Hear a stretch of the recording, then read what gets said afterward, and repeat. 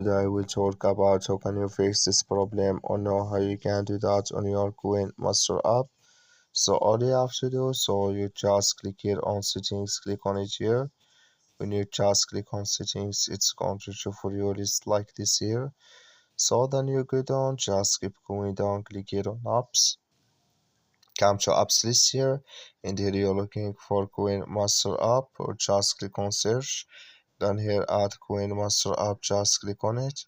So then it's going to take you to this list. Click on first stop, click on OK.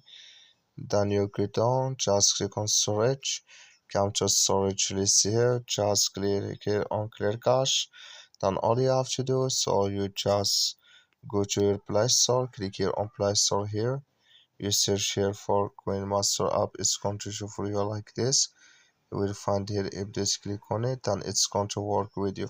That's all you have to do. Thank you for watching. Don't forget to support us by liking and subscribe.